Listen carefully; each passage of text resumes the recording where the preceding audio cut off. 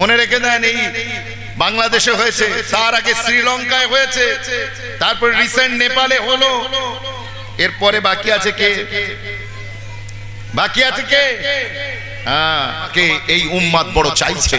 এই উম্মাতের এত নাজুক অবস্থা, মার খাচ্ছে ওয়াকাফের জন্য, জি মার খাচ্ছে চাকরির জন্য, মার খাচ্ছে মসজিদ মাদ্রাসা রক্ষা করার জন্য।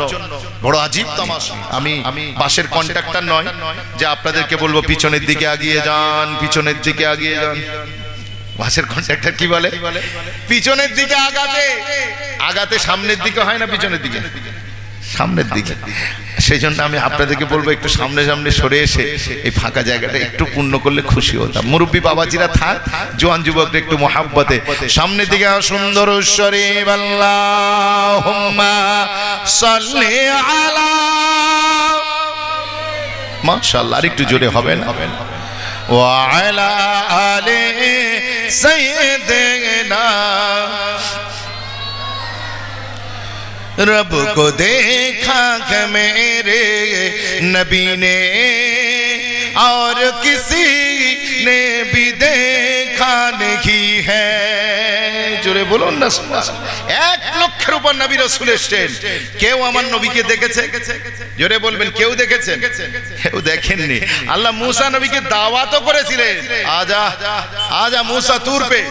মুসা নবী চলে গেলেন তুর পাহাড়ে, বড় উম্মিদ লেकर, মনে তামান্না নে মুসা চলে তুর কো। কিন্তু আল্লাহ মুসা নবীকে তুর পাহাড়ে ডাকলেন, ডেকেও পর্দা করে নিলেন, ডেকেও পর্দা করে নিলেন, দেখা দিলেন না। रब को देखा कि मेरे नबी ने और किसी ने भी देखा नहीं है। रब को देखा कि मेरे नबी ने और किसी ने भी देखा नहीं है। रब को देखा कि मेरे नबी ने और किसी ने भी देखा नहीं है, और किसी ने भी देखा नहीं है। सबसे पर्दा है मेरे खुदा का, सबसे पर्दा है मेरे खुदा का, और मोहम्मद से पर्दा नहीं है। सबसे पर्दा है मेरे खुदा का, और मोहम्मद से पर्दा नहीं है। लाए ईमान उमर जब नबी पर बोले आका के कदमों में जाकर। लाए ईमान उमर जब नबी पर बोले आका के कदमों में जाकर, बोले आका के कदमों में जाकर। मिल गया के मुझे कमली वाला, मिल गया के मुझे कमली वाला, अब ज़माने की परवाह नहीं है। এটা জোরে হবে না সুবহানাল্লাহ। ওমর বলছেন আমি নবী পেয়ে গেছি, আর কে কত সুপার পাওয়ার আছে আসুক, চলে আসুক, চলে আসুক। ওমরে ফারুকের ফিলিংসে। আর আমরা নবী মানার দাবি করি, অথচ প্রতিদিন মোদির ভয়ে মরি। কি গো, কথা ঠিক কিনা? যোগীর ভয়ে আমরা ঘুমাতে পারছি না, এসআরের ভয়ে ঘুমাতে পারছি না। তার মানে বোঝা যাচ্ছে আমাদের দাবিটা ঠিক হচ্ছে না। আমরা যে দাবি করছি তার ভিত্তিতে আমাদের ভিতরের অবস্থা তেমন নয়, ভিতরের অবস্থা তেমন নয়। বাইরেটা ফিটফাট, ভিতরটা হাওড়ার বাবুঘাট। মনে রেখে দেন, এই বাংলাদেশে হয়েছে, তার আগে শ্রীলঙ্কায় হয়েছে, তারপর রিসেন্ট নেপালে হলো, এরপরে বাকি আছে কে? বাকি আছে কে? বিশ্বাস করুন, এই ভারতবর্ষের সরজমিনে যে কারণে নেপালে বেকারত্ব, নেপোটিজম, স্বজন পোষণ, দুর্নীতি, নেতা মন্ত্রীদের কোটি কোটি টাকা, তাদের হাইফাই লাইফস্টাইল সোশ্যাল মিডিয়াতে যেভাবে ভেসে ওঠে, আর নেপালের যুবকরা তারা রাস্তায় বসে, তাদের কোনো কাজ নেই, তাদের চাকরি নেই, তাদের নিয়োগ নেই, বঞ্চনার পর বঞ্চনা। 1 কেজি আটা তাদের বাড়িতে নেই, 1 কেজি চাউল তাদের বাড়িতে নেই। বড় আফসোসের ব্যাপার। নেপালের যুবকরা জেগে গিয়েছে। আমি যুবকদেরকে তাই অ্যাড্রেস করছি, ও যুবকরা তোমরা জেগে যাও অন্যায়ের বিরুদ্ধে। যুবকরা যদি জেগে যায়, পৃথিবীর কোনো শক্তি নেই যে যুবকদেরকে ঠেকিয়ে রাখবে। ও যুবক, মুস্তাফার ঈমান সিনায় এনে, রাসূলের মহব্বত সিনায় এনে তুমি ময়দানে নামো, অন্যায়ের বিরুদ্ধে প্রতিবাদ করো। জি, তুমি যদি না জাগো তাহলে কে জাগবে? তুমি যদি না জাগো অন্ধকার খুঁজবে কি করে? তোমাকে এই উম্মত বড় চাইছে। এই উম্মতের এত নাজুক অবস্থা, মার খাচ্ছে ওয়াকাফের জন্য, জি মার খাচ্ছে চাকরির জন্য, মার খাচ্ছে মসজিদ মাদ্রাসা রক্ষা করার জন্য। বড় আজীব তামাশা। তার মানে আমাদের যুবকরা ঘুমাচ্ছে। ও যুবক, তুমি জেগে যাও। তুমি যদি জেগে যাও, সব সাপ খোপ যে যেখানে আছে পালাবার জায়গা খুঁজে পাবে না। শুধু তোমার জেগে যাবার অপেক্ষা। তুমি একটু জেগে যাও, অন্যায়ের বিরুদ্ধে তুমি একটু তোমার স্ট্যান্ডটা ক্লিয়ার করে দাও যে জালিমের পক্ষে আমরা নয়, আমরা সব সময় হকের পক্ষে। বলেন ইনশাআল্লাহ। একটু জোরে বলবেন না ইনশাআল্লাহ?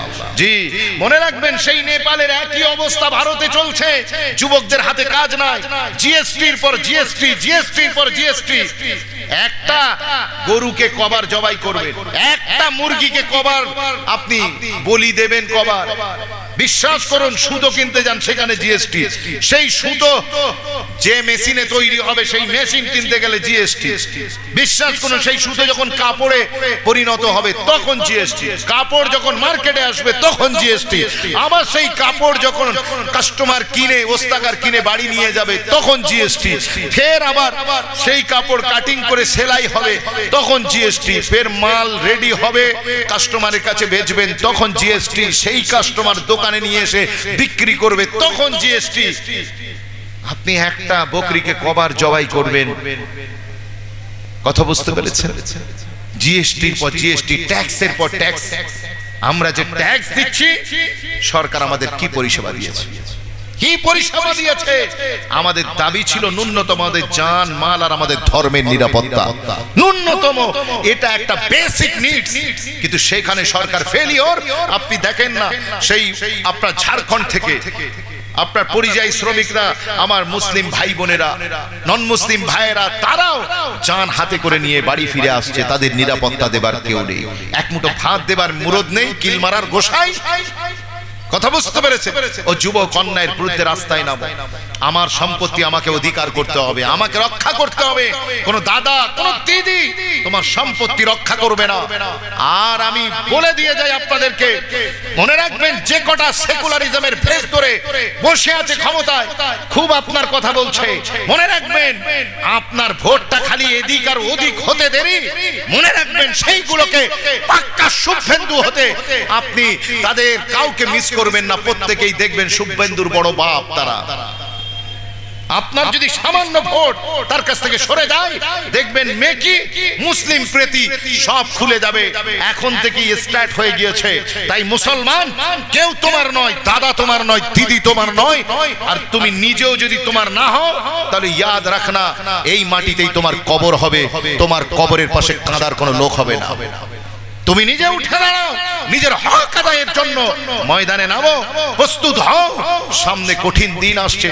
যুবকরা প্রস্তুত হও, ভাবনা চিন্তা করে কাজ করো, নিজের বিবেককে কাজে লাগাও।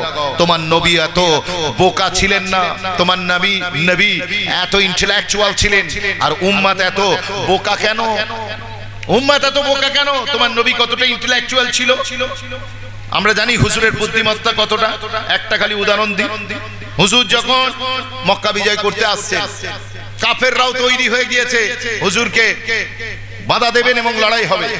হুজুর চাইতেন না যে কোনোভাবে আর কোনো মানুষের রক্তপাত হোক, কারণ ইন্নী লাম উবআস লাআনান ওয়া ইন্নামা বুইসতু रहमतन। जोरे बोलून ना सुबहान अल्लाह। अल्लाह আমার নবীকে রহমত বানাকে भेज दिए हैं इस दुनिया में। আমার নবী চাইতেন না আর কোনো রক্তপাত হোক। আমি এমন কৌশল, এমন অবলম্বন করব, বুদ্ধিমত্তার টেকনিক, যে মক্কার কাফেররা তারা আপোষে রাস্তা ছেড়ে দেবে। বলে কেমন? আমার নবী 10,000 সৈন্য নিয়ে যখন এলেন, মক্কায় ঢোকার আগে একটা জায়গার নাম হচ্ছে মাররা আস-জাহরান। বর্তমানে ওই জায়গাটার নাম হচ্ছে ওয়াদিয়ে ফাতিমা। ওয়াদিয়ে ফাতিমা, ওই জায়গাতে আমার নবী 10,000 সাহাবীকে বললেন তোমরা সব